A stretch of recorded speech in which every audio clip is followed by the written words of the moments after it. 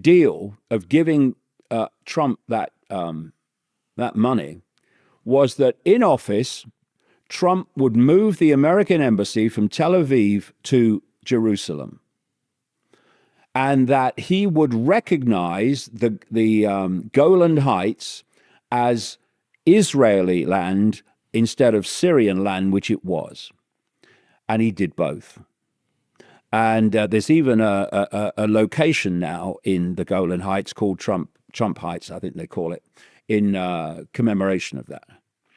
Now, this time around, he was given another $100 million, and then some, I'm sure, by the surviving wife of Sheldon Adelson, Miriam Adelson.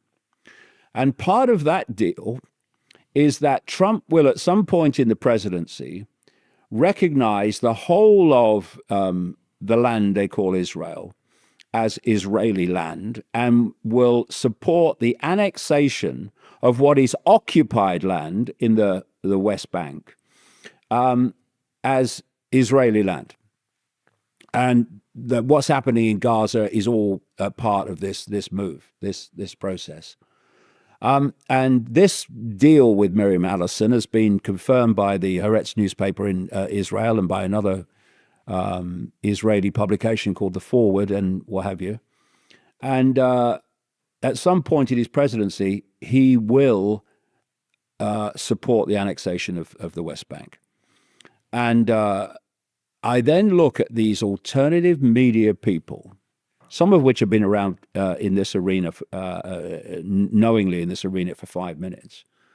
And they're saying, oh, it's terrible, Israel's running the American government. Well, it was bloody obvious. They were running it before. They were running it under Biden. They were running it under Obama. They were running it under Bush, father and son, Clinton, because of the way it operates within this cult. But now it's like, oh, yeah, well, I'm calling him out now. No, you misled people to think that he was something that he was never going to be. And so now you've got two types of alternative, and I'm talking in this inner core that gets all the algorithmic support and all the funding.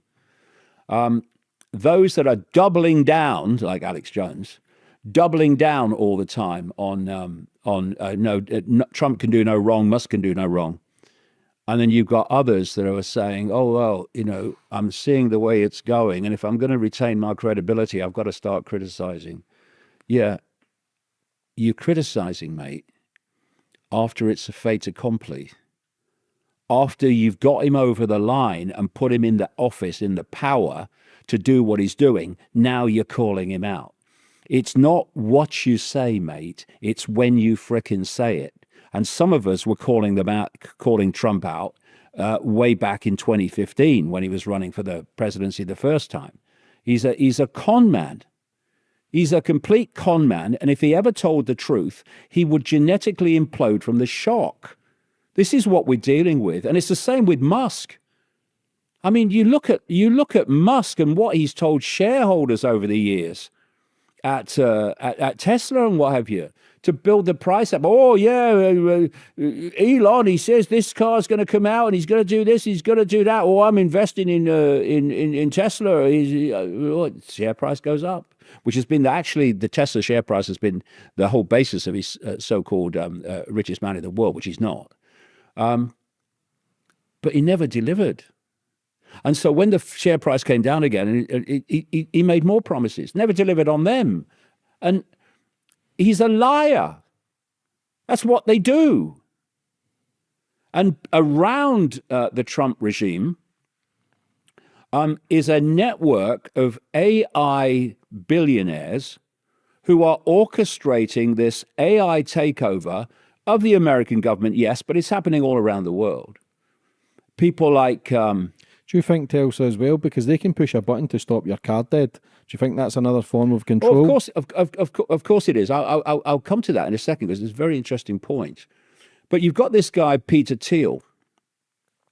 Peter Thiel is a billionaire investor, and he's got some interesting companies and background. First of all, he's a mate of Musk. Another mate of Musk and a mate of Thiel is called David Sachs.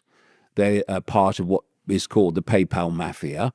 David Sachs has just been named by Trump as his AI and crypto czar because he's going to run this AI policy I'm talking about.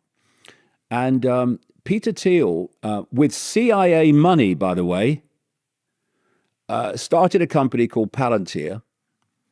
And Palantir, which is really a CIA company, supplies the intelligence networks and the military with surveillance technology and data processing technology, which leads to surveillance. There's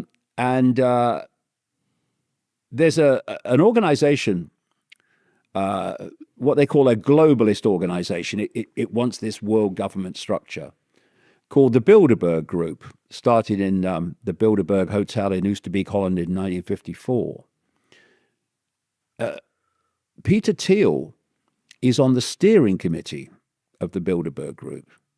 He's co-founder of Palantir, Alex Karp, is on the steering committee of the Bilderberg Group. But